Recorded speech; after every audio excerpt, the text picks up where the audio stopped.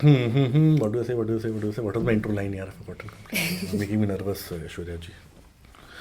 Really not my intent. Hello, welcome to another episode of I Have No Idea, a podcast for everyone. Today I have Aishwarya Ashok with me. If you look at Aishwarya's LinkedIn profile, she's a product manager in Zoho for the last, I think, 8+ years. But why I reached out to her was interestingly because she does a lot more than that, and I think LinkedIn is very, very interesting. You should check that out as well. Aishwarya, thank you so much for coming down. Welcome to the podcast. Hey Anideep, thank you so much for inviting me. It's such a pleasure. And I think I got interested with the podcast theme as such. I have no idea. I have no idea why I'm here to. And I'm actually here to explore that. Perfect. And you are a fellow podcaster yourself, right? So when somebody who is starting into the journey of being a podcaster themselves reach out to being a guest, why do you even hear? Why do you accept nobody's request to be on their show? Yeah, that's actually a great place to start because you're talking about something that is very as a very interest topic to me. I always think that the reason to start a podcast or even have something recorded with another person is genuinely coming from the place of wanting to know about them or wanting to just strike a conversation. So whenever people ask me about, hey, you're doing a podcast, so what really excites you? Are you like optimizing this for your audience? Yeah. Hey, I want to start one. Where's the best place I can think of? It naturally gravitates to a list of equipments that they need, such as, oh, I think I need to be having a mic. I need to be having so-and-so, like a DSLR. I think we were chatting off grid too as to how much of a pressure there was with respect to starting a podcast, coming with like a huge list of things to procure. But I think at the end of the day, it's important to understand why do you want to do the podcast? Correct. And to me, it simply comes down to just sitting down with a person and trying to have a conversation with them. It's basically like you have a couple of thoughts in your mind. You're very curious about what made them who they are, what kind of topics interest them, and why do they do what they do. And that's genuinely by far the most magical thing that you can do. To me, just sitting at your house, and in my case, I record people online, and I do know, Hanideep, that you enjoy in-person conversations. So imagine how much of a breadth of topics this can open up to. And this is the best part of podcast, right? So whenever people reach out to me, I see it as a way to have a conversation. I'm like, okay, this person seems interesting. They're doing some interesting work by just chatting with people. You know what? I'll sit down with them, just have... And what we're doing now is that we're just trying to see what excites both of us. And this to me is the perfect way to spend a Sunday morning. So, appreciate that. By the way, my setup is very basic as well. This is what basic looks like. And you called it crappy twice before the shoot. You hurt my feelings already. This is... Oh no, I said scrappy, not crappy. Okay. I heard crappy. Oh my god, I'm a product manager. I have to say scrappy at least like 2-3 times. No, I'm just kidding. Right? So, I also invited you to ask me why reason, right? I looked at your profile of doing things a lot more than what you would be expected to do. I'm trying a bit of that in early days in my career as well, right? Why do you do a lot of things outside your professional job of being a product person in a company called Zoho, right? Why do you do that in the first place? What motivates you? It's a very psychological question. I see how it's like if I sit down with a cup of coffee and I think about why do I do what I do. Pretty sure that at my age right now I could get into existential crisis. But really appreciate you asking that question. And actually, I'm still searching for that answer. Why do I do this? Because to me, when I was doing it, it was not like, I am driven by ABC things, and which is why I go and do this. It was never like that.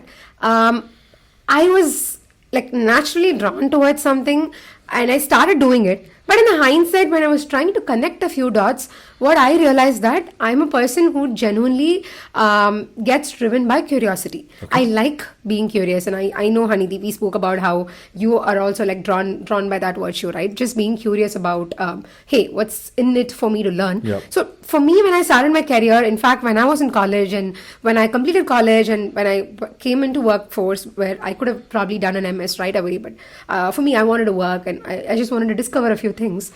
What was standing out to me was, hey, I wanted to try something that was perhaps not being explored much by people, and I wasn't like consciously picking those and saying this is not done by somebody, so I'm going to go do this. This is not done by somebody, I'm going to go do this. It was never like that, but I was drawn towards a few things like that. And when I started connecting the stories together, it was reflective for me that I enjoyed deep work. I enjoyed work that came with a lot of learning, a lot of I don't know, but I would love to figure out how this Okay. thing goes. So that's exactly why I went into product marketing right out of my college. I did engineering, and I really enjoyed tech. For me, I love physics, and I really enjoyed tech. But I was very new to this career called product marketing, because when I finished college, I realized that everybody had like two paths. One was to pick an MS, or the other path was to go down software development and get into like hard code, Yeah. building software. And until then, my perception of building software was only that, oh, so you need to probably like do this software development role, and that's the only form of a thing available. But I think a little exposure to a few seniors, and also like looking around, I realized that there was so many other dimensions that kept opening up. So product marketing was one of them, where I had somebody like a senior of mine who told me that, you're really good at speaking, like you're obsessed with tech, but you also enjoy articulating things and you write well. So you know what, product marketing could actually be suitable for you. And I never knew what that could stand for. Like I didn't know what B2B was, I didn't know what SaaS was, I didn't know what do you do in product marketing. But I was like, yeah, let's just go figure this out. And How did you become good in spoken and written communication? Is it from a childhood you were good in that? yeah, sort of, because You are very articulate, very obvious right now, right? thank you. I am. So I think it's also a very childhood trait, because I think I gravitated towards telling stories, or just being that talkative kid. I still have my mom trying to tell me how when I was 2 years, I basically could recite a lot of things, and I Okay. would basically like keep yapping the whole time. And the way that I got into school much earlier than most kids of my age was like that. We went Okay. to get an admit for one of my other friends, like I think another child who was probably like 3 years old, and this was like what was in 1995 times 1996 times what we call as the kindergarten, right? And I was there yapping with the principal, and she just got mesmerized by the fact that I was yapping, and she just gave me an admit. Nice. And this was in a time where I was like barely 2 years and 2 months or something. So yeah, maybe it's a very childhood thing. But also as a kid, I think I remember spending a lot of time with books. So one of the things that my mom like really helped shape my thinking was to get me a library subscription even when I was probably like 6-7 years old. So I Interesting. spent a lot of time with There is books. a perception, right? People who are into books would be quote unquote introvert versus you are quite outspoken. Are you an introvert? Are you an extrovert? What would you call yourself? Actually, I would call myself an ambivert, though these days I don't know what to call myself as, because I enjoy people conversations. You're right. Like I really like the spark that comes, or the energy that comes with meeting people and having to discuss what's on my mind, listening to what's on their mind. At the same time, I could easily balance that with amount of time that I spend in solitude. Like I am a person who needs that me time, and I actually go back to as much as let's say I spend about an hour or two in public, and I actually like do meetups or whatever it is. I need equally balancing time to come and actually be with myself and perhaps do my own set of work. So your personality in public, in one-on-one or maybe in a group setup as well, is that a projection you want to be, and then it's effort, it's work? That's why you to rejuvenate yourself, to recharge yourself in the need the me time as well. I wouldn't call it that way, because when it's effort or work, For me, it is. For Okay, example, I am an okay, introvert okay. generally by nature. So for me to do my job, I need to talk to people. I need to be outspoken. One-on-one is still okay to me. Can I speak to 1,000 people in an audience? I can. But that only put up show. Right. That's not natural for me. I'll prepare for it. I'm good at it as well. I potentially do a very good job of Right. it, engaging with them, asking them questions, this and that, right? But then I'll need some time to take a break and then chill for a bit. As well. Got it. I think in my case, I wouldn't call it effort or work, because I think I am growing up. Like you asked me, how did that shape up my childhood, right? So I remember I was always this person who's upfront with respect to putting up. I was in theater when I was in school, so putting up these narratives or dramas, and perhaps also like being. I remember that I definitely was hesitant bit with respect to stuff like oratorical contest or anything where it was just a sheer how much can you remember and regurgitate. That is something that I was not in very favor of, but I was very good with jam kind of stuff, which is like just a minute kind of stuff, right, where you have to think on your feet and you just have to like quickly just come up with stuff. So I was more gravitating towards stuff like that. And also maybe I have been good at art. So art has always been my way of expressing ideas. Like I write, at the same time I also like balance it with art. So some of these put together, I don't know, somehow made me be okay with showing up and like literally driving my energy. So it's a fun thing to say, but then in my recent last couple of years, I started measuring a lot in terms of energy. So what we used to measure in terms of time and say, I don't have time for this, or hey, I want to spend my time this way. I started slightly changing the notation and started thinking from the angle of time. Thinking from the angle of energy. So I started thinking, okay, what gives me more energy?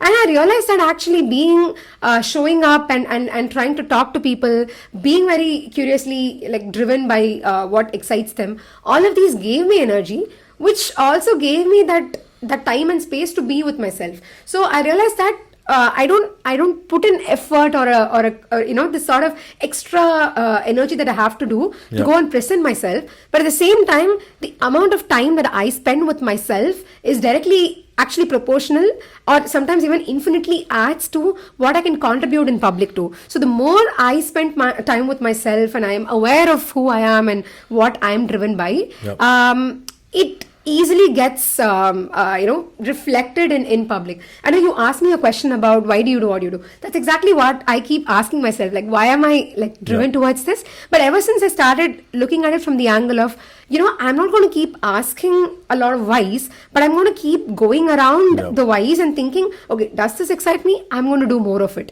So that gives me more energy, which I can actually spend in public. Interesting. So, and you are giving a very sorry to say, but a topper, high achiever kind of a vibe, right?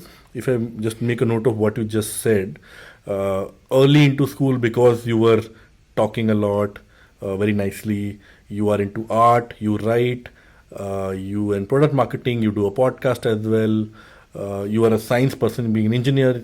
You've done a lot of things eccentric in nature as amalgamation, right?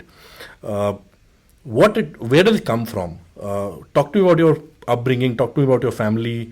Why are you being pushed to be an overachiever? Is the family of overachievers? What do the parents do? Do you have siblings? Talk to me about your upbringing, which kind of led to this person being here. Sure. So it's funny to now think about it and say overachiever. Wow, that's that's what overachievers do. They say that I'm not an overachiever. Just got 99. I didn't say I'm not an overachiever. Exactly, right? Now just 99 out of 100, right? 1 mark you lost. That kind of energy. No, but genuinely, speaking about it, I'm raised by a single parent, and I do have siblings who I have twin brothers. Okay. So they are doing their BCom, and I think familial wise, I'm a child who is actually spending more time with my grandparents. Okay. I was raised by my grandfather a lot and my grandmother, whose ideas and whose upbringing shaped a lot of my own thoughts. And one thing that I actually would say what led me to discovering a few of these is that breadth that your family can put you into. So see, everybody's upbringing, everybody's family would have an ups and downs, and sure. What you go through as a child, a lot of it can be very stimulating, can be very also having a larger role to play as you become an adult. One vivid thing for me, which I now looking back could say shaped a lot in terms of my perception, is the fact that at least my grandfather, he ensured he was exposing me to a lot of things and just giving me these are things available. See if this is sticking to you. Sure. So to a point where even before I would say perhaps I could understand what museums could look really like, he used to just take me to museums. He used to say, come, let's take a walk. And we used to go to museums, we used to go to the beach, we used to drive around the city. If we want to buy something like stationery, he used to take me all the way to Paris and Chennai, where we used to spend a lot of time together just walking around, looking at things, observation. Yeah. So now in my recent times, somebody was asking me, hey, you do seem to have a knack for observation. Like, where did you pick this from? I genuinely don't know. But when I think back about what was it, this thing in me that was shaping me as a person, I really go back to the thankful part for my family to have just given me that exposure. So at least trying to just put me into a breath, not say you have to do this, you have to do that.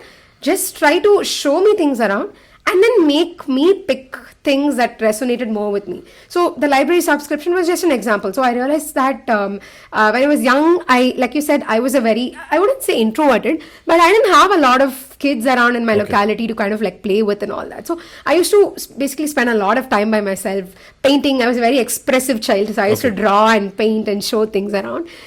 Books was my first companion when it came to spending my time. So that was an exposure to understand, oh, there's a world called library, and I can actually go pick comics. I can actually go spend time there, like do anything that I want.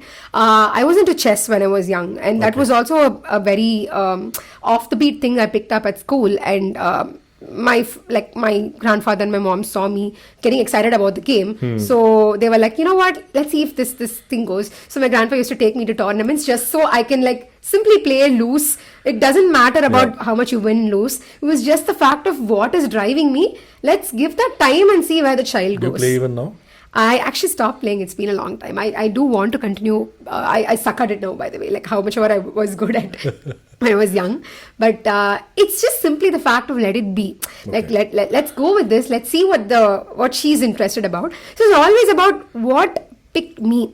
Like what was I drawn towards? So even, I mean, my mom and I funnily had a conversation in the recent times about, she was saying something such as, I should like looking back at your career, I think everything was what you chose. Like, you want to do it this way, and you felt like this could be a good thing. We were chatting about the Founders for Your podcast too. I was telling her that, hey, I'm really liking this guest profile and all of these things. And she's trying to tell me how, you started the podcast because you just wanted to do it out of a whim. You wanted to like do this. So I liked at the end of the day how it came to, I do what I am drawn towards. And maybe my initial exposure to that came from my upbringing. But how come, just maybe scratch that a bit more for me, they're doing the right thing, the grandfather, your mother, seem like very it was not very good people, planned, right? But good people who knew what they were doing in some sense, right? Talk to me about their profession, their education, and in terms of just quality of life around you. Were you from a upper middle class, rich family, the money abundant around you?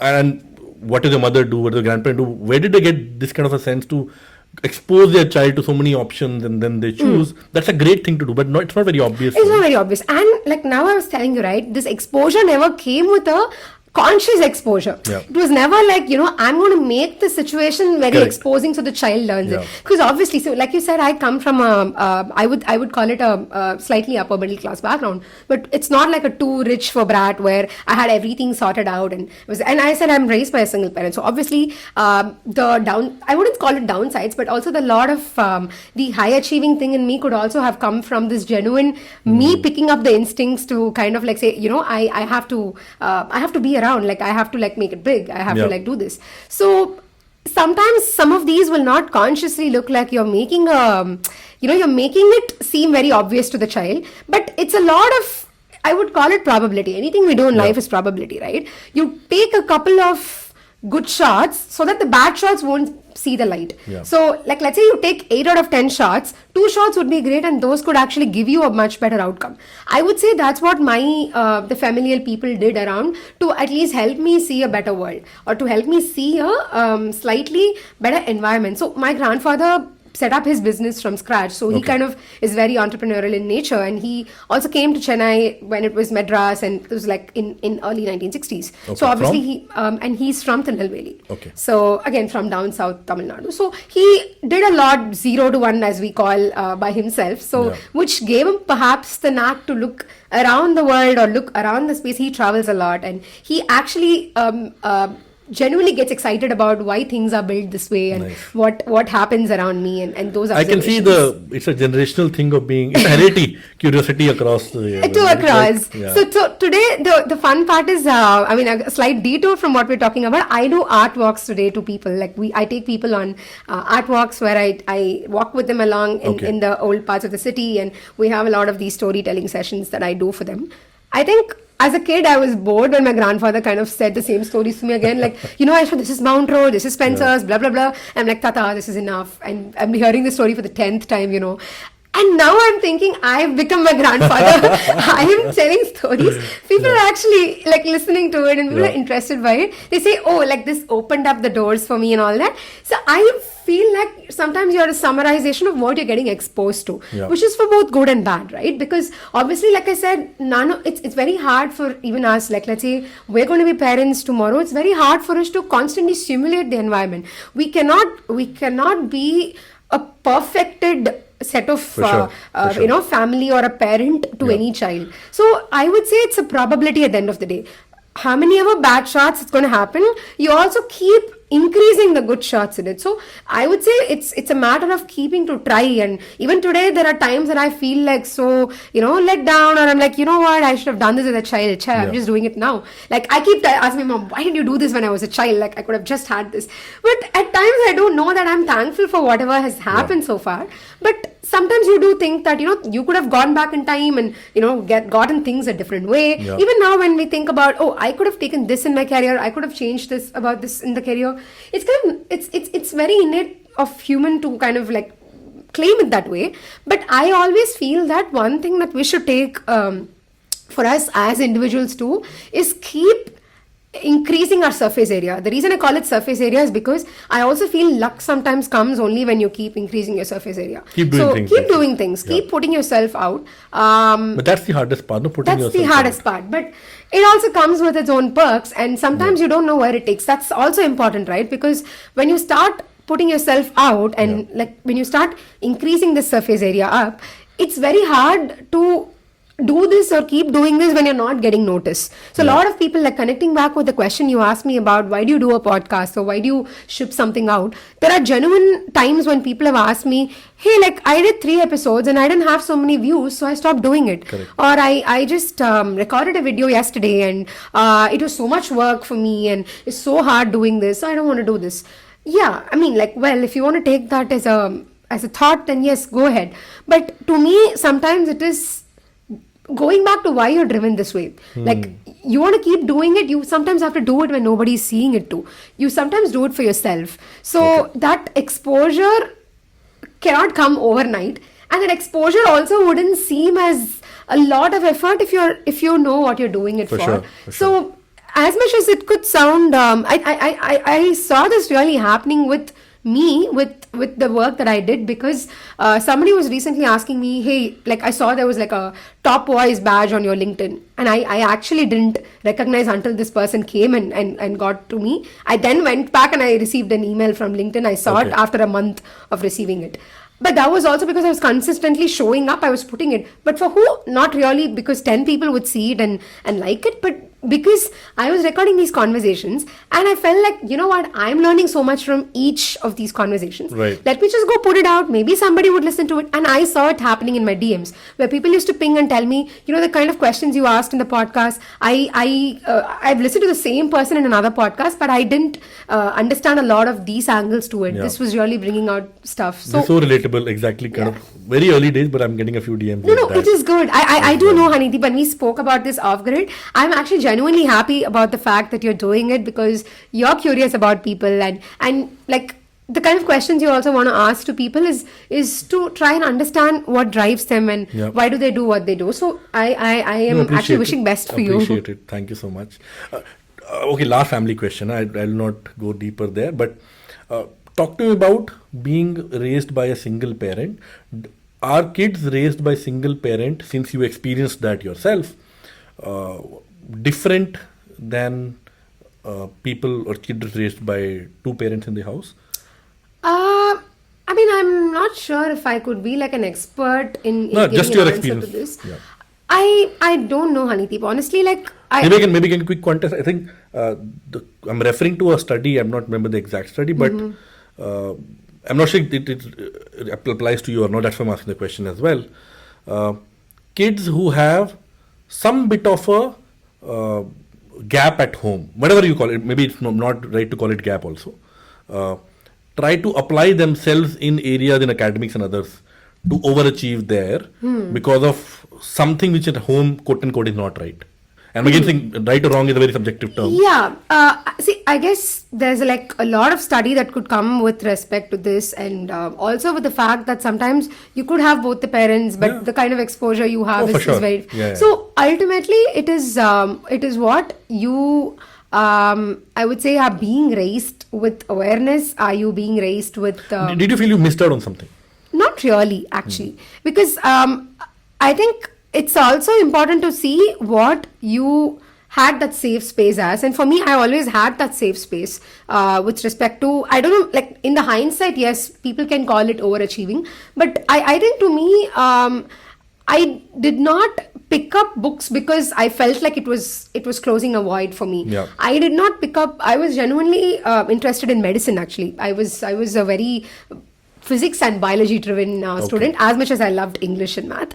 But it was also because you have an inclination towards something. It's just how deeper you want to go towards the subject or how deeper you want to go towards a particular thing. So it could seem as a...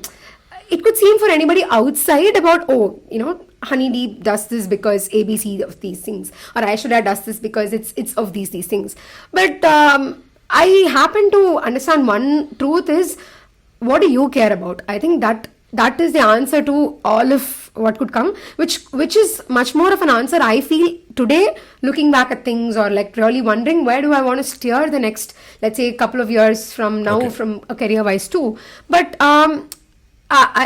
like for me, the derivative to all this is whatever you do, the picture that comes outside could be perceived in very, very different ways. Yeah. Because you could actually be raised, let's say, by two parents, both the parents, and for somebody looking outside, it could feel like, you know what, this person's like this. So I think the parents have not raised them in a proper way. Or you actually do something which is so good according to you, but being received in a very, very different way. So ultimately, it just gets to how much truth are you being for yourself, and what new versions of yourself do you keep discovering? I always believe in the fact that you're not set in stone. By you, I mean like each individual is not set in stone. And I jokingly also say that sometimes multiple personality disorder is good because you keep discovering new identities to yourself and new personalities to yourself. Do you look at relationships differently as well because of that? Actually, yes. I am a very empathetic person. So sometimes I feel that it's a two-edged sword, right? It sometimes comes back to if you're the genuinely caring person and like let's say friendships, or there are other people at work too who could take that for granted and who could actually like go around playing games. So obviously you will face if you're a very naturally keen, observant person who puts another person's thought into concern. Obviously you're going to have like the ups and downs to it, but I think eventually you start understanding how to tackle that. Yeah. So you wouldn't change your own nature because of it, but you will also start understanding the judicious aspects of how do you tackle not completely changing yourself for that, at the same time keeping people at their bay. So it came with a lot of lessons to me, I would say, by being that natural empathetic person that I am with respect to doing something for somebody, or like really going that extra mile to be able to help them. Like I've mentored a lot of people, and sometimes I feel that a lot of what I could also be today is because I had a lot of people helping me through whenever I had a question to ask, or whenever sometimes it's the other way around too. I feel like when I had this question, there was nobody to help me around, and I actually want to do that for people. I don't want them to feel like they are alone in this journey. So there are certain spaces where I would have done that too, where I felt like, when I went around for this question in career, I didn't actually have a person to bank on, but I want to be that. So it's been both the ways. It's been ways where I've benefited from somebody's help and I really want to give that back. There's also been times, or even being times right now, when I genuinely want to fill that space and say, like, I'll be there. If you have questions around this, just come hit me up. We'll speak about it. So Perfect. That's how it shapes your relationship with people. You kind of learn your way. And I feel like it's a thing of learning, right? You cannot, at least this is my belief around personalities. Like I said, you cannot set it in stone and then have this etched only in one way. It's like, I believe in entropy. We are actually very entropied individuals. We have that chaos in us, but I also feel that this erosion keeps making us into different people, both career wise and also like genuinely picking up other interests or other pathways too. So very cool. Right? So you've done a lot of interesting things while growing up, apart from going to school, right? Then you did actually much in the later part of my life too, because obviously, like I think as a child you only get exposed Correct. to a few things. So that's where my question comes in. So I've seen many of the interests people have killed a large extent during their graduation, engineering work burden there, whatever studies burden there. Second, that most obvious drug of salary, right? You get a job, you get a salary, you get comfortable, and then you stop doing everything else because you go to a job, you get money, and you enjoy life. How did you continue doing things outside of that? Talk to me about the first thing you did. Why did you do that? Did you do that? Your first day doing something outside of work, out of interest. You spoke of so many things, about a bunch of podcasts. You do these walks as well. The first thing you did outside of your work when you got your job. Why did you do it? Tell me your experience about that. Oh, sure. Yeah, it's actually a very interesting question. Yeah, so I would not lie to say that sometimes what you pick as a child, not everything is going to be serving you until, like, let's say you're an adult or like from times to now. I was talking about chess, for example, where I played it as a kid and I don't currently play, but then it did shape me to a certain way of always like, being very calculative. Chess or is thinking great for about strategy, right? Great for strategy, yes, for sure. And for somebody who actually like thinking about the second order, third order effect, Correct. it's a very nice simulative thing to do, because even today I find myself, if I think of something, and since I work in product management and that's also largely part of my job, I like thinking about an idea and like really for fun's sake, I say it as peanut to planet. You should be able to think about it from a peanut's perspective as well, like drive down, go very deeper. Wow. Think about it from a planet perspective too, where you're like zooming out and then you're looking at a broader picture, a bigger angle to it. So chess is a great way to actually simulate that. So I do feel that I remember how I ran into chess when I was a kid. Like when I was in school, we had like this CT period where all of us had to pick like a game, and I think we were in second standard or third grade. Okay. And chess was not my first in the list. I was very curious about Tanjore art for some strange reason. I saw how people did some elaborate process with that, and I was like, you know what, I want to understand what to do with it. And then I realized that everybody oversubscribed to Tanjore art class, and I realized, you know what, if everybody's going in there, I have to do something different. But what? I don't know. And then I kept walking, and suddenly there was this hall that everybody was going into. I just went in. I saw people were actually playing with this chessboard. Okay. I didn't know how to play the game, but somehow the 2 minutes of standing there was just like something interesting. I thought, you know what, I'll actually stay here for this class and I'll see what is happening. That's how I got picked into the game, and there were like a couple of years I got trained in it and all that. Yep. But it was naturally like drawing you in it, right? So I guess to me, sometimes certain things that serve you needn't always come across with you till the end. Or that's why I felt like you have to be grateful for the times that you do something, and at times it could come back to you in a very different dimension. Sure. Yep. So for me, art was like that to me initially. The first ever thing I remember doing, apart from like I wouldn't want to call book reading, all those things as skills that made me do, because those are like very like a natural life skill kind of a thing. Art was also like that to me, but there was a phase in which I actually dropped art. By dropped, I mean when I was in my high school and perhaps like a little after that towards my secondary and then like initial college time, it was very hard to keep doing a lot of these hobbies and stuff like that, right? So I do remember that I actually like I don't know when I gave up or not gave up. It's just that you forget that you have time to do it. Yep. So naturally you start like leaving that out on the side. And I remember that there was like a towards the third year of my college or something like that, when we had like a cyclone or something was happening, and we actually had like a lot of time left in hand, and like the whole city was in calamity. I was thinking that I actually had time, and I felt like, I just wanted to unwind. Let me just go back to When was picking this? up. This was in, I think, 2013 or 14. Engineering time, is it? Or before? During my engineering, when I was doing my engineering. Okay. So, when I was doing my engineering, one thing I kept doing was reading. Reading was something that was always there, and I wrote a lot.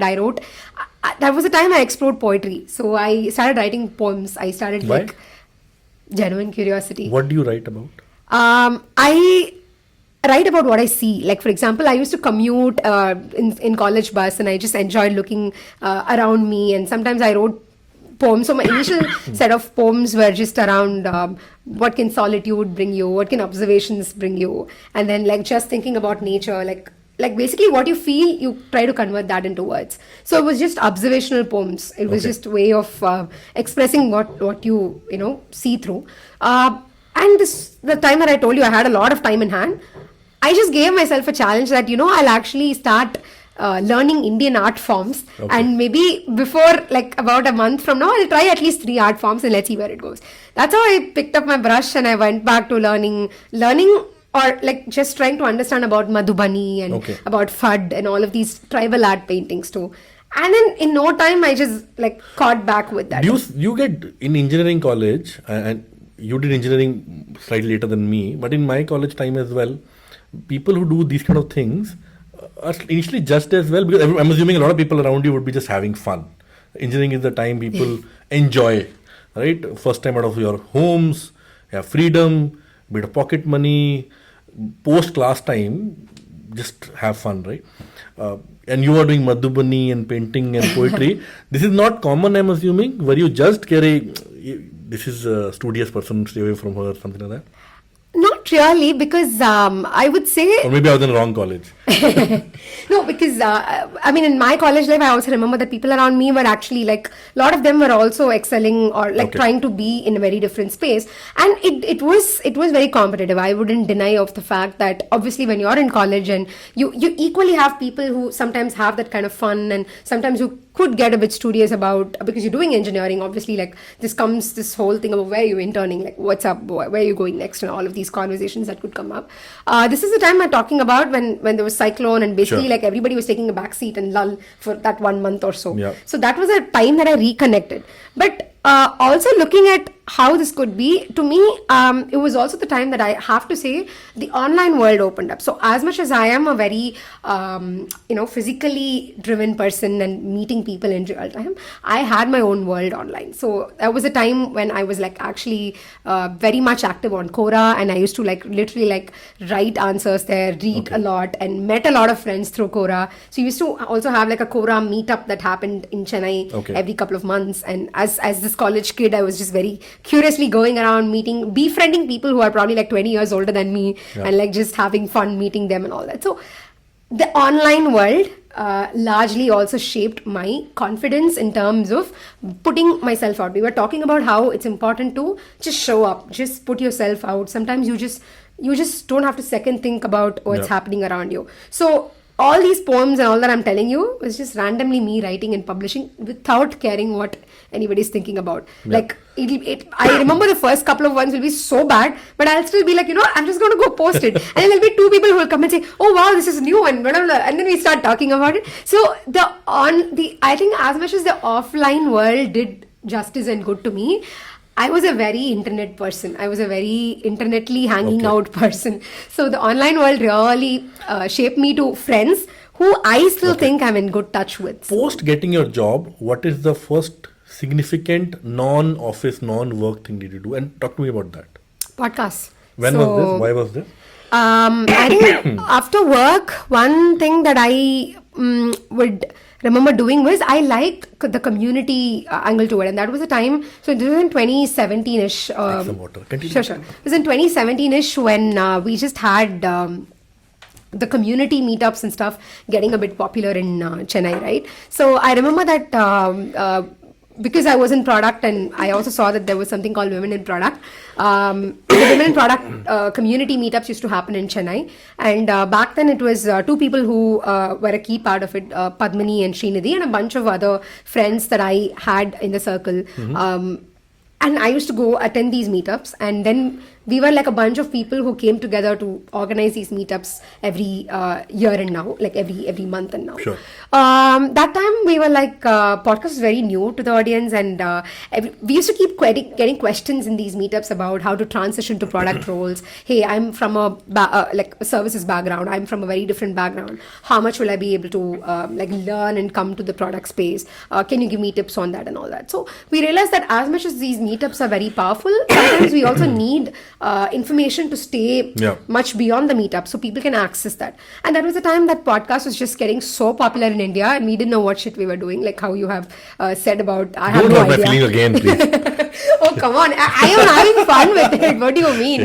Not at all hurting, because it's fun. That's how it should start. For sure. So that's how we started too. I have no idea what I'm doing, but then I'm doing podcasts. So I told you, Hanideep, that you ordered mic and all that for the first episode. Correct. We just use our phone recording, random Zoom link and all that, and with just normal headphones that we would have. Perhaps we even upgraded to AirPods only after that, but until then it was just a wired headphones we used to have, and just recorded with that, and it was an audio only. What was it about? So it was about having a break in product career. So it was called the Prodcast. So the three of us that I told you, we started together, and our first couple of episodes were with product people trying to decode what made them enter into the product space and what was their initial career like, and what tips do they have for people who are wanting to break into career. And this could be product development, product design, product marketing, anything around building products. So our first couple of speakers were folks we used to bring into those meetups itself, the Women in Product meetups.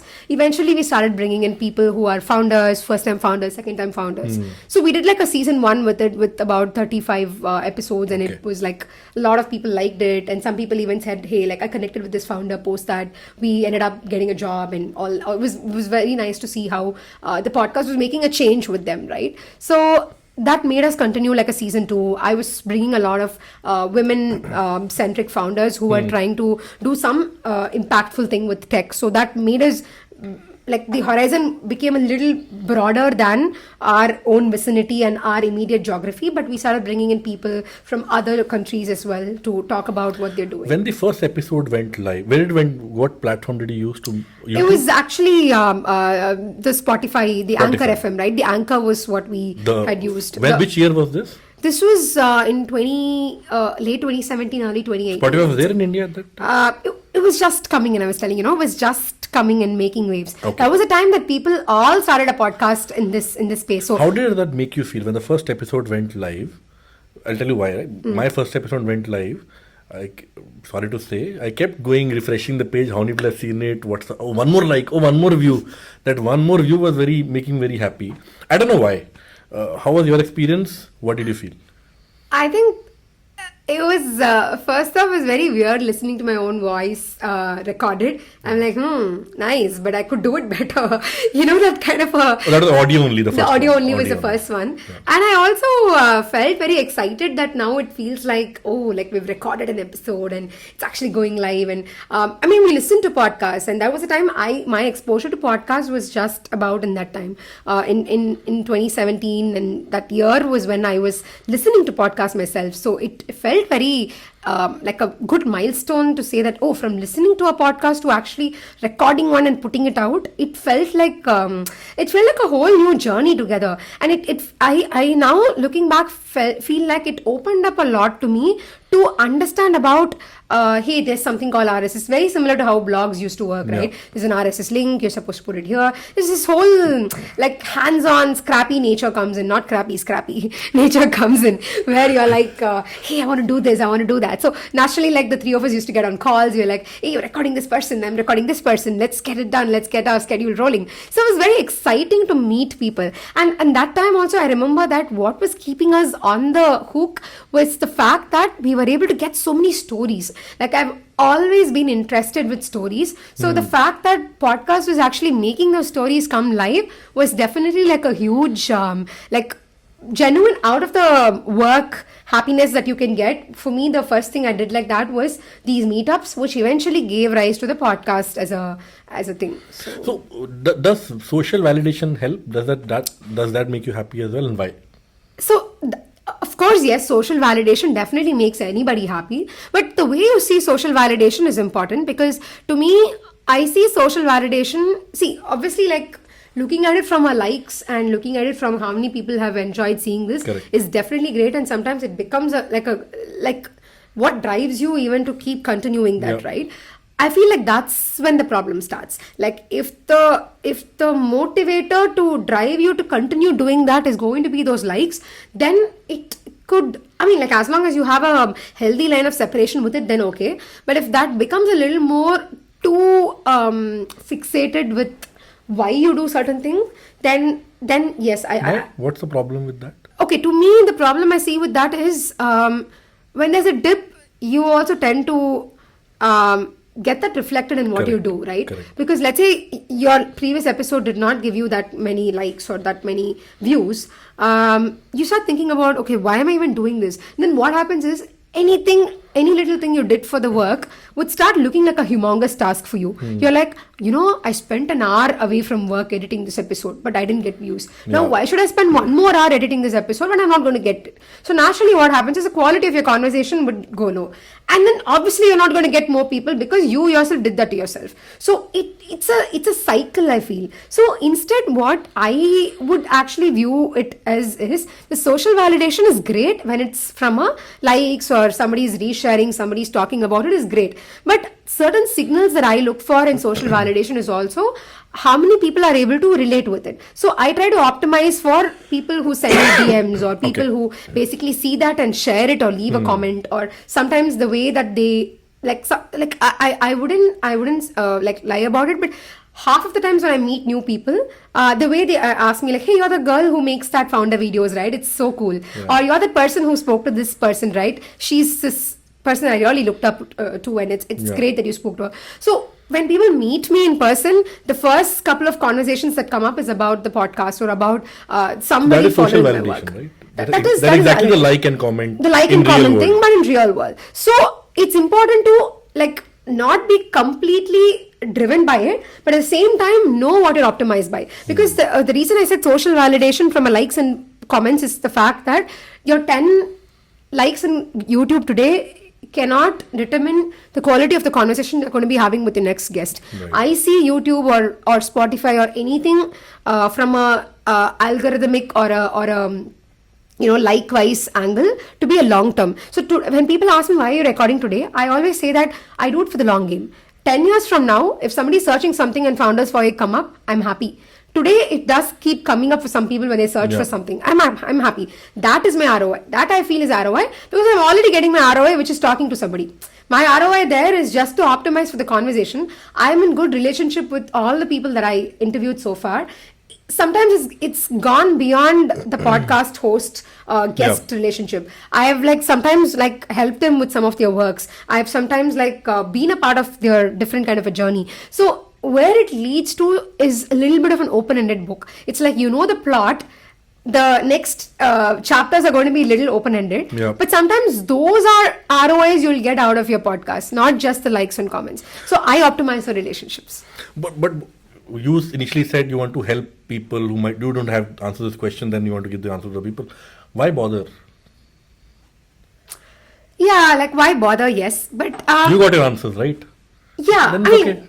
maybe it comes down to how you're driven as a person, right? So for me, I have always been somebody who actually likes spotting and betting on people, and also trying to just, I wouldn't say show them direction, but I enjoyed helping people find what they're looking for. So that's also one of the reasons why when I see, like you said, I could have just had that one-on-one meeting by myself just as a cold call and not made that as a podcast at all. Correct. The reason I made that as a podcast was the fact that I am learning something. It would be great if the accessibility to people was better. See, I'll tell you why.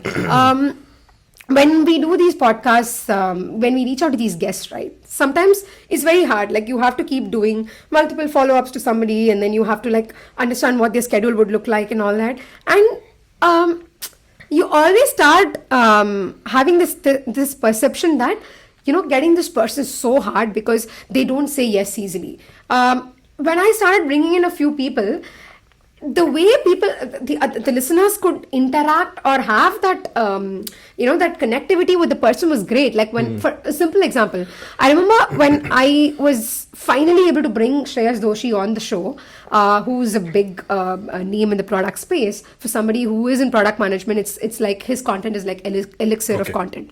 It felt a big thing for me to host him on the show. It felt a big thing for me to host somebody that I look up to, Arthi Ramamurthy, on the show, where so many founders are waiting to hear from her.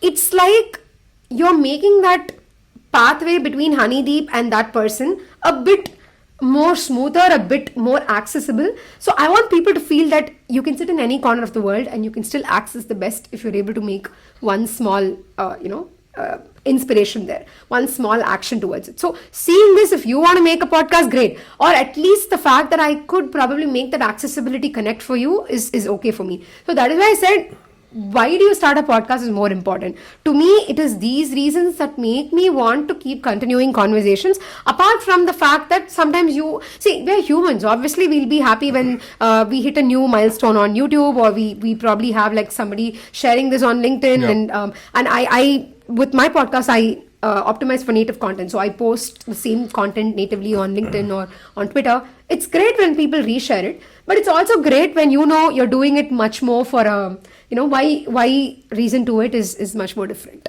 Okay, and can you help the listeners understand what all you do, right? You broadcast went to now something called Founders, where you do now. This is something I started by myself. Talk to me about that as well. And apart from that, you said you do these walks as well.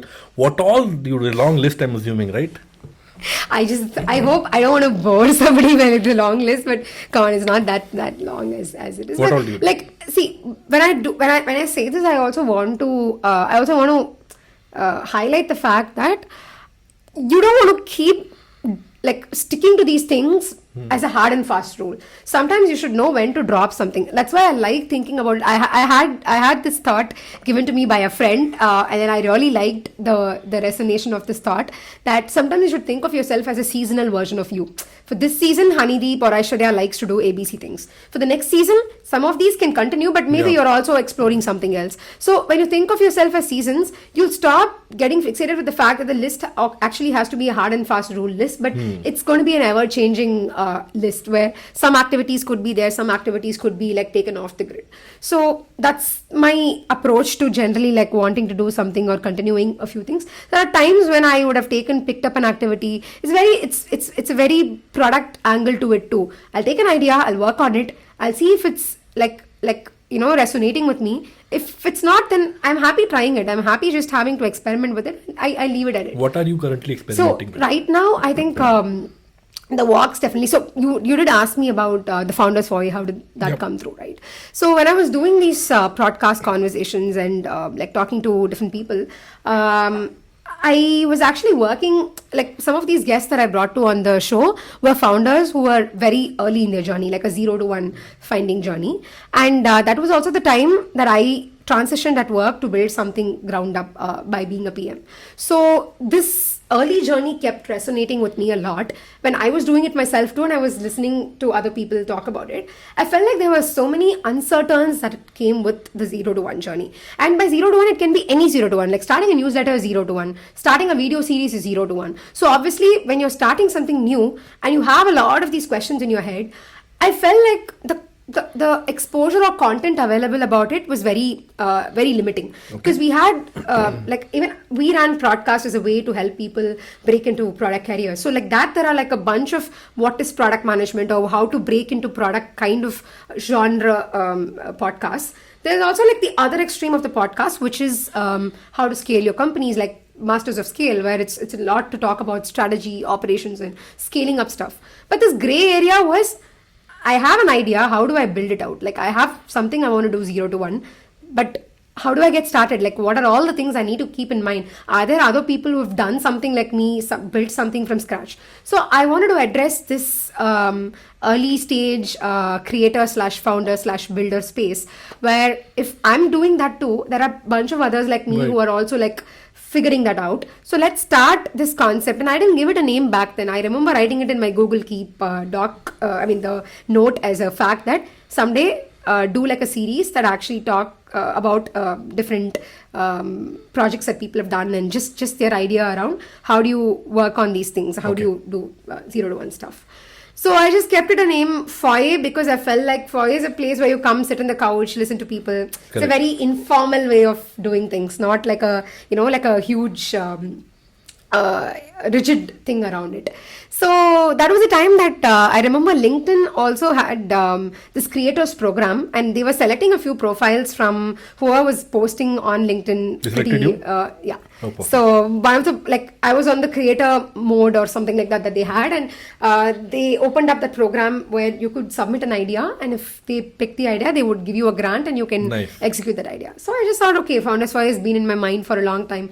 Let's just apply with it, and I got picked in. So they funded it somehow? Yeah, I got funded. My initial thing was funded for the whole idea got funded for me to execute that. So it felt like a great start. How much money, if you don't mind me asking, they gave to start the program? I was around $1,200 or something around. Yeah, I could be wrong, but around this number was the first program that they ran. So this is all put together. They give it to you in stages, they give it to you in as you keep producing your results, kind of thing, right? So for me, beyond the grant or whatever that program particularly did was the fact that it exposed me to a certain style of commitment, the accountability with which you start showing up, and you start thinking about consistency as your key. So that was what it shaped me, because you're also being surrounded by a few more people who are also very similarly working on ideas, you're a typical accelerator of sorts. So it was a nice way for me to have started Founders Foyer, but I was not looking at it as just a outcome of the program. I wanted to continue that beyond the program nature. So I continued doing the Founders Foyer, and I remember that one of the first things that bogged me down was the fact that I wanted to put myself through something I never did, which was video. Until then, everybody kept telling me, and when I see popular folks doing video like Ali Abdal and all of them putting videos, and I'm like, wow, this is crazy ass list of equipments you should have, and wow, that's a DSLR, and this is audio equipment, so many things you need to have, and that always kept bogging me down. I was this very nice person sitting in my room doing audio recordings and just being okay with that. The first time I have to show up on video, I thought it was going to be very hard I'm you have to always be presentable, you have to always do this, do that. But I think the first couple of 2 weeks at least, I was bogging my head with this. Then I realized, you know what, let's just start with whatever we have, it's fine. And I felt why didn't I start this earlier? Because I was so natural with video. I really enjoy being on video, because one thing I realized, which was much better than audio, was I was able to connect with people's emotions in a very better way. Because audio, you might not know how empathetic they're speaking or what kind of emotionally driven conversation they're making, but video cues were so good. So I felt that whatever was stopping me or bogging me down at that point in time were all just things I was making it up by myself. So the first 9 to 10 episodes I made without having any camera, until I could even use iPhone's camera as the continuity camera, right? Post which I feel right now I'm just sorted for life with that. I'm still not invested as yet in a DSLR. And again, started off with iPods, and now then I got a mic only after I probably got fascinated by another fellow person who did an in-person podcast like this with me. I got fascinated by the setup, but I went on to do something that was much more suitable for a one-person recording. You have a fancier mic than me for sure. Yeah, thanks. So so that also made me realize that whatever I was fearing with video was actually not a fear. It was something I was able to ace in a better way, and it was all in my head. So you just needed to start. You just have to put that couple of things out, and then you would genuinely understand your inclination with it. Either way, good, bad. If you don't like it, then yes, you can stop doing it. But sometimes you just have to start. You just cannot keep calculating a lot of your upsides, downsides to it, and just not take action. You mentioned a few times something, right? Which is you get some good views on some video, some likes, whatever. And I'm sure some content you put together will not get that kind of attention. And if that's your motivator, that will bring you down, right? You'll say, it's not worth it, right? Yeah, I'm sure it might have happened to you as well. Yeah. You still continued. Why? Nice question. The question that I often get or I keep getting from people who sometimes ping me and ask, "Hey, like this is something that didn't go well for me. How do I continue Yeah, like you?" correct. Um, Honeydeep, I feel like this is a thing you have to internalize to yourself, right? Because it's obviously on cloudy days it is hard. On days where you feel like you're actually spending on tools, spending your time, spending your energy, editing stuff out, you could feel like yes, this is not going anywhere. I would treat it as two ways. One is I would see if there's anything in that I can control, in the sense that why didn't it go well? Is it because I didn't give my Yeah. 100%, or I didn't? Is there something as a room for me to have made that better? And one or two times, I remember that after finishing a conversation, I would have felt like, hey, no, I think I could have done better here, but the guest felt it was so good. They're like, hey, this conversation was very good. I would think it was good, yeah, but I feel like I could have done it better. But sometimes those are also ways of you pushing yourself too much, to say that all of us would have, right? Even you would have at least we're finishing a conversation that, I stumbled sure. upon in this Every place. I could episode have, I every can- episode you'll yeah, have. So yeah. at times, yes, those things are there. But I genuinely asked that question about, is there something I could have done better here?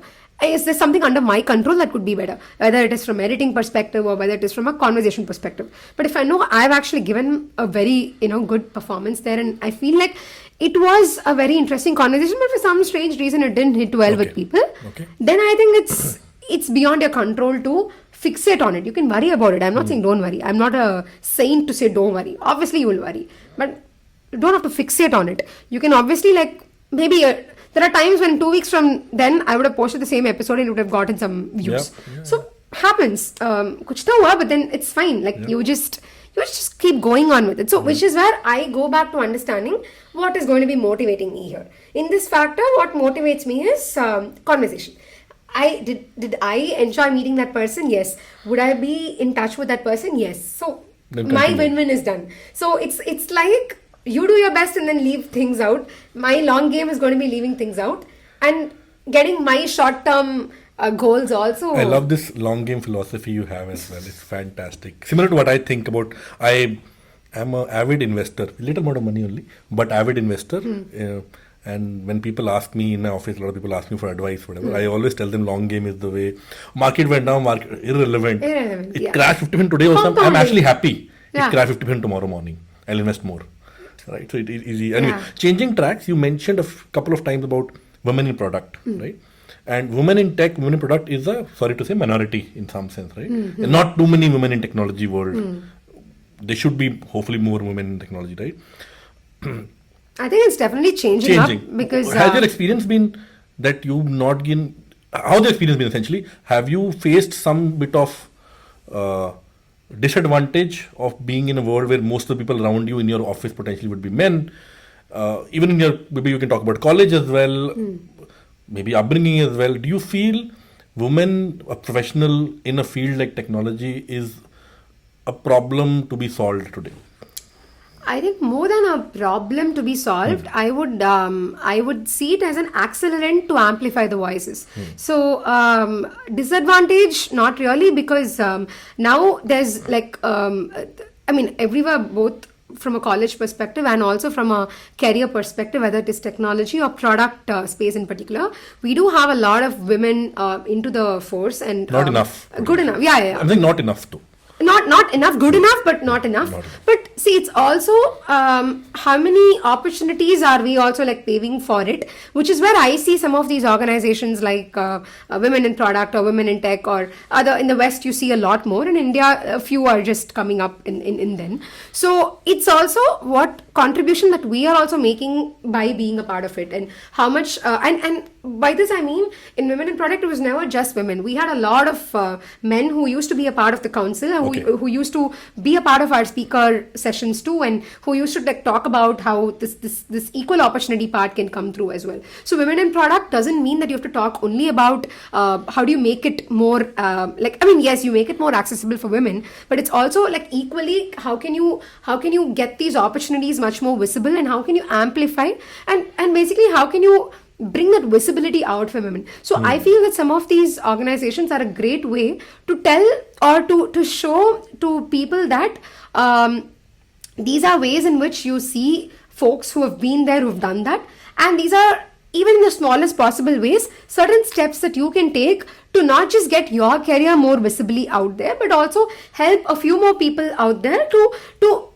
by help, it doesn't mean physically drag them along. Yep. But obviously, when you do it yourself and show your journey as a means of somebody getting inspired, that's the most simplest and most strongest way you can have somebody follow your path. So today, I know how many times I would have seen somebody who's served in the board, or who's probably like been from product space to a CEO, or like moved from being a product manager to an investor, and for somebody like me who actually enjoys working with early stage founders, who's also like in the long term wanting to be in the investment space, I see it as a way where I can say, now if I have to look back at an example and kind of project, I feel like these are organizations that have helped me get exposed and also develop that exposure for myself and also for other people around. So now, seeing me, there are like few people who ping me, hey, I saw you doing a session in this, and since you've transitioned to PM, I would love to get your thoughts on this. And there are times that I've helped people move across their careers. But Aishwarya, many things you're mentioning are generally true for everybody, right? Anybody who wants to build a career in product would need access, would need inspiration, would need mentorship, etc. Why women in product? Why not professionals in product? Why not growth in product? Correct. Is there a disadvantage? Maybe you may not experience it. Do you see there's a problem in the first place? That's how I would put it as, it's not disadvantage, but it is still a lot of exposure wise, it's still less exposure when it comes to certain streams and certain ways in which you can ascend the career line, right? Have there been like a lot of women into product? Yes. But are there more folks at the seat? Are there more folks on the board? Are there more folks who could actually raise the bar? That is a challenge that we are still trying to solve for. And that comes only when both men and women come together to address this as a need. Not just saying, it's only women for women, or it's just going to be men for men. Yeah. But you need that equal priority. So the reason that some of these organizations still keep working is to make more people dream, or make more people imagine possibilities. See, it was the reason I feel that some of these organizations are helping is to get to, so you before running a marathon, you have to run that first sprint, right? Yep. To get people to that first sprint, it took so many years from then. Right. To even like bring people to tech and particularly into product, it took so many years. Now the next game is, you're into product. How do you ascend now? How do you basically like get to the next step? How do you basically like set an example for yourself and around? So that's the problem we're solving for. The problem we are solving for is more than a problem. It's the challenge where you have to ensure there's equal opportunities, but at the same time you also ensure that some of your efforts are done or channeled in the right way. Because I wouldn't say that women are not doing. Sometimes you do, but it's not getting visible enough, or sometimes it's not getting the right opportunity or the right exposure that it needs to have. So are these optics working in a great way? Is that effort being channelized in the right way? That's what now I feel some of the amplification or the more challenges to be solved for needs to be addressed. Okay. In your work life and potentially in your personal life as well, tell me the last time you were made to feel, you're a woman. For example, that's never your thought. You're just a person in a room talking to people, whatever else, right? But suddenly some scenario will make you feel, I'm a man or I'm a woman. Have you been ever faced a situation, good or bad, in personal and professional life, you felt, I'm a woman. So somebody made you, like, I'll give you an example why I'm asking this question. You never feel you're an Indian, right? Yeah. But when you go to Wagah border, you see Pakistan, I'm an Indian. They are different. They're different country, right? Actually, to be honest, I kind of felt, standing at the Wagah border, I felt like more human, more... Correct, but there's a line and there's an army with bullets in the guns in their hand, right? So now I'm an Indian, right? Or I never felt I am a different person, like a Sardar, right? Because initial part of my life, I was in Punjab, everybody's Sardar around me. When I come to Chennai, I'm a Sardar, people look at me differently, treat me differently, right? Have you felt gender being an obvious scenario for you in the recent, professionally and personally? Yeah, I mean, the most easiest that I could think of is the kind of subtleties that gets into conversations, right? Obviously, when people bring this forward to you, it's like, you're able to do a lot of these things, and sometimes it comes from the angle that you're a woman and you're still being able to, like, how do you manage time comes more from the angle of, there are like sometimes people being have said, a woman you can manage that kind of question, like sometimes, like, some of ththose, that's why I said subtleties in conversations, because these are like, sometimes they don't mean it, sometimes they mean it, but it comes to you as a second nature of thought that, but you're able to do this, and how do you manage time is more from the angle of, would you ask the same question to a guy? Like, not really, but why? And all the more the fact that if they know that you're single and they're like, oh, that's why. If you probably had like a family, it would have been very difficult to have managed this. So those kind of like, conversations that come up because of our own perceptions to how we see people. It's never from the angle of they're a human, they're an individual, and they have this. I'm not saying everybody does the same thing, but I'm saying the most easiest or the common point of notice for you would be from some of these conversations, and especially because if you have a social exposure like me a little bit, where you have a lot of friends on social media and you generally put your work out and you're just there socially, obviously, like, you will run into some of these conversations, yes. Okay. And also personally, yeah, so this is a very personal professional border, I would say, because sometimes these are conversations that you tend to have with people, and then you kind of like, you wouldn't have thought about it from that angle, but until that question probably comes to you and you're like, but I still don't see the point, like, what is the question here?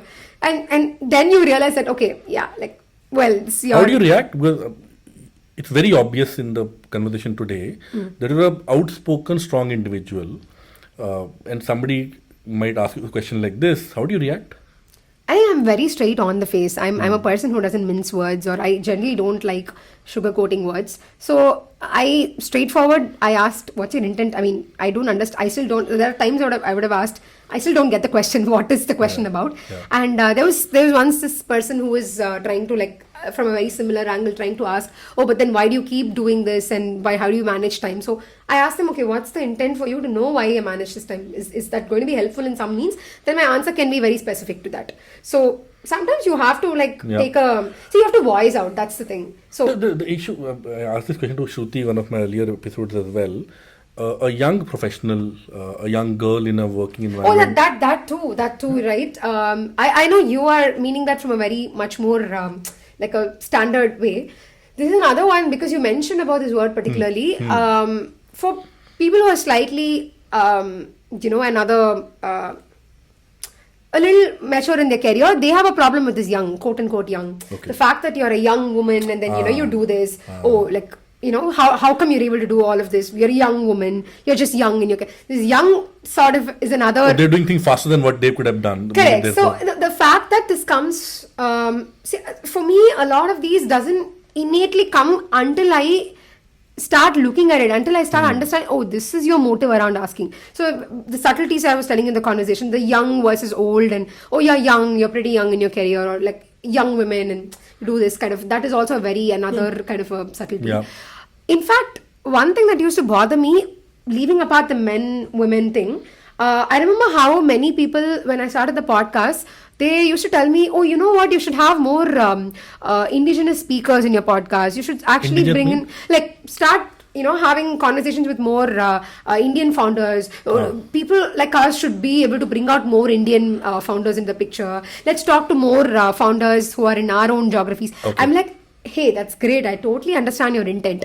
But the thing is, we are having a lot of other spaces where these founders are still able to get their thought. My angle is never geography. Yeah. I never think about, am I sitting with an Indonesian or am I sitting with an Indian? How does it matter? Yeah. My question is, the reason to do a podcast for me is, can your thinking get better? Is somebody who's actually having a very different way of thinking. It's actually better. Somebody diverse from you is actually better for the podcast. Exactly. Learning, right? So that's why I feel that sometimes the way you narrow or restrict yourself is also from beyond men, women. This is another problem to tackle. The fact that you start associating this whole Indianness to it and like unnecessarily get the ball rolling in a very different conversation. That doesn't make you any less Indian. That doesn't make you any less whatever. So to me, I think these dimensions and these over subtleties when you think of what you want to do doesn't exist, which is why I don't bother half the times. I do it only by the way that I want it. And I think one of the conversations we had before starting this show was also the fact that are you audience driven, right? Like the fact that sometimes at this point I don't have an audience, it's okay, no? It's fine. I mean, all the more fine, I would say, because you'll find the audience. You'll find whoever resonates with you. Because sometimes the pitfall of going very audience driven is also the fact that you would start over optimizing for what the audience wants, and you'll start losing yourself and your own originality in the conversation. So as much as we tackle the men-women problem, I see something much more serious than that. See, fantastic, right? Manish, your answers are, hey, this is what I want to do, and then you kind of push people back, push opinions back. Yeah. A young professional, again, not in the context of young you mentioned, but an early stage professional, let's say fresh out of college, faces situation, gender or not, but something which is pushing them to something they don't want to do. How do they push themselves back? Because if this, let's say, react saying, hey, what is the question you're trying to ask or something like that, they might be typecasted in office. This was difficult to work, difficult to work with. Correct. So they'll stopped getting picked for projects, something like that. I don't want to handle this. This is too vocal, too much talkative. I don't want. So how do you have your presence in the office and you handle things professionally, but also not get reprimanded in your career because of that? Because some people react in a way that difficult to work with, I don't want to begin project. Yeah. No, that's actually a great question. And see, all of us, right? Like I'm not saying I have tackled it the best so far. I've also been that person who perhaps when I started my career had this very maybe I wouldn't even have realized I had faced that, and then sometimes there are two extremes to this. One extreme is they do it for the sake of it, where they have to show you and say that, oh, you're a woman, you're doing this. The other extreme is sometimes they don't realize they're doing it, but very subtle stereotypes that could come in picture. So I've seen both of these into the picture, like personally experienced both into the picture, where I have seen men from a professional standpoint who didn't probably take something because it's coming from a woman, probably more from the ego perspective. I also seen the other case where some of these could be like, hey, I didn't know, I just let out that comment in a very hasty way, and I didn't realize until you brought it up to me. Sure. So see, as much as it when you're early in your career, and today I say it because there are so many youngsters who are actually much more aware of who they are and what place they want in a workplace, as well as in a professional and personal standpoint. And I'm actually very happy seeing that, because with every passing generation, I think your exposure and your awareness to who you are and what you want is bridging very, very much. And I'm saying this with so much happiness only because maybe the previous generation to mine was perhaps still more like, let's do it even if we don't like it. I think my generation is more like, don't do it if you don't like it. The next generation is just figure out what you want and do only that. Yep. If you don't like it, leave it. So it's getting better with every your generation needn't be 10 years, right? 2-3 year gap is a generation right now. So actually they're much more doing better than we think they are. But at the same time, for people who are still like, it took me some time to also like realize that I can be vocal. I can actually like, bridge this thing up. Yep. What helped me also is to find that kind of conviction in my own thoughts that also came from being able to have an anchor or a champion at work, like somebody that you perhaps, it could be your mentor, it could be your manager, having that one person with whom you can have that unfiltered conversation about, hey, what they did is wrong, and listen, my viewpoint is this. I didn't like the way this was treated. Like, is that wrong? Is this how I saw these things this way? Is this how it is? And then having to stand corrected or having to stand complied with what you said based on that one conversation you have with somebody who you see as a champion at work. It could be somebody who pushes for your work, which could be a direct manager, it could be your mentor, it could be your boss's boss, whoever it is. But having that one person who could have your back when there is a certain thing that you point out is actually helpful in your early career, because you're building a reputation for yourself, and also you're trying to get better with your decision too, because your decision is not just about day in day out decision, it's about people judgment. It's about trying to understand if your decision in a certain case was right or wrong, and if your judgment about this person is right or wrong. So that helped me eventually. This is great advice to bounces off with a mentor who there's no judgment there. Yeah. and then take some advice and then do the right thing. Yeah. Potentially, it'll be interesting, right? Okay, quintessential HR question, right? Where do you see yourself in the next 5 years? Maybe I'll color that question a bit. No, but before you color the question, okay. I don't like the question, where do you see yourself I know. in 5 years? I'm making a joke for that question. I know. The question I actually want to ask is, you mentioned something about a seasonal personality, a seasonal interest, things like that, right? Next few seasons, what are you currently working on? What do we see Aishwarya Ashok doing outside of being a product manager in the next few months, next few quarters, next few years? Yeah, actually, I have this tendency to always write down crazy list of ideas, and I have this note where I constantly keep going and updating What's the most stuff. craziest one? The most craziest one is to start like an art cafe for tech nice. people, where you just kind of like after work you just come and unwind. Like, Can I say something? Yeah. Many of your things you've done in the past and you want to do are very community driven. I don't know how do I put a thread around it and say this is a commonality or not, but there's certainly something about community which you enjoy, yeah. right? My reason to Professional also community, personal community, being a cafe where people come and work, talk. There's something there. For sure, you're right, and thanks for spotting that.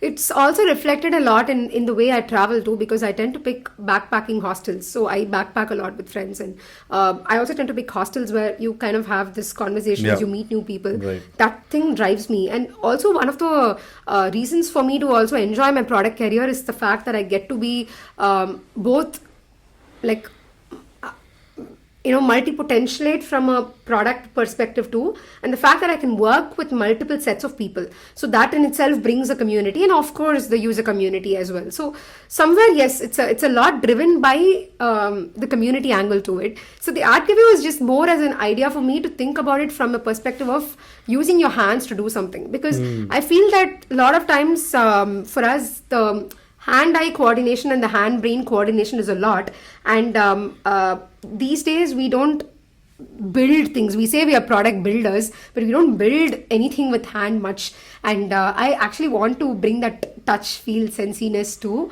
what people can do, even though you don't have to be an artist, you don't have to be a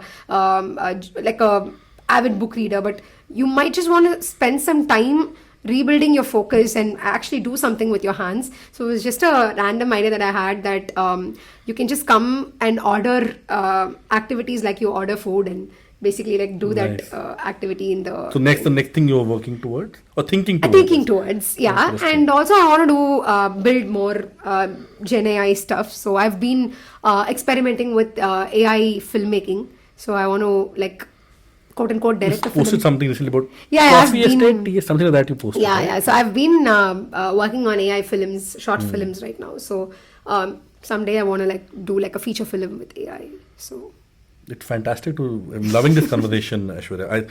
I'll do one prediction. Maybe a few years later you see this podcast. I think you will, a few years down the line, be running your own company where you do engagements with professionals, potentially product, maybe not also, about non-linear ways of learning, potentially like product, you're building stuff but actually not building anything. To build something with your hand and then maybe extrapolate those learnings in actual product building on a tech platform and so on and so forth. I think I see that. it's so cool as a to hear, prediction. actually. Yeah. I see that potentially happening as well. Make me true in this one. For Aishwarya. sure, for sure. we'll put I'm up- loving the idea too, and it's nice. And yes, you're right. I'm glad you spoke about non-linear, because I often view my career to be non-linear, and I want it that way, because that's when you will be able to trace through a lot of intersections. I personally believe a lot in intersectional learning and intersectional career. So one of the motives I gave to myself for the next decade or so is to find more happiness in intersections, intersection of product and art, intersection of art and something else, intersection of maybe like mindful thinking and product. So I always start viewing things with intersection, and it's very helpful. What So makes you happy? You finding said intersections. happiness. Find intersections. What is happiness to you? What is the concept of happiness in the first place? What is happy? I think happiness to me is just being in a state of flow, like being in flow with something and actually immersing yourself in it and finding joy. Define flow. What is it? Flow is you're not second thinking what you're doing, just going on with it, giving your entire undivided focus to it. It could be like, let's say I'm actually building a product and I'm so passionately involved in it, and it's giving me joy. I'm going on art walks. I'm taking people on art walks. I'm actually like focusing on that, giving the stories out, and pulling people into the conversation. Yes, I'm traveling. I'm giving my 100% focus in the city. So it could be anything where you're able to fully immerse yourself. At the same time, you're able to find joy in that immersion. If joy and your immersion meet, I think that's happiness to me. Perfect. Aishwarya, what else do we talk about? You tell me. I mean, we can go yapping all round. You're talking to a permanent yapper. How's your experience being a podcaster yourself? No, this is fantastic, Honeydeep. I think not having a rigid set of questions to start with is great, because I'm lazy. That's the answer. Yeah, you're lazy. Well, but on the upside to it, it's also nice because I like how there was a much fluidity in the conversation, right? Like from where it started to touching all the grounds. I think you really touched upon a breadth of things that excite me, and whether it's product, whether it's tech, whether it's like community or art and anything. I like how the whole thing was bridged as a full canvas of art, like that, like a whole canvas and picture, without being very forceful, or without being very stop this and move next to another thing. So you're great at the question. So thank you. Aishwarya, appreciate your time. I had a pleasure speaking with you. One of the more fun conversations I've had. You'll do really well. I'm already doing really well. You'll do, I'm sure, much more bigger things in the future as well. All the best, and thanks again. Thank you, Honeydeep. I really appreciate you calling me to this show, and it's so good. In fact, I'm getting inspired by the whole recording in person. I think I really want to do this for the Founders for You2 very soon. So thank you so much for giving me that thought of recording in person. And it's fantastic. I enjoyed the conversation today. The questions very thoughtful, very fluid, and hoping to stay connected. And thank you for well wishing. And I wish the same back to you, because I feel that there should be more podcasts like this for the genuineness of wanting to connect with people and just believing in that magic. So I'm so glad you're doing that. Appreciate it. Thank you. Thanks a lot. Thank you.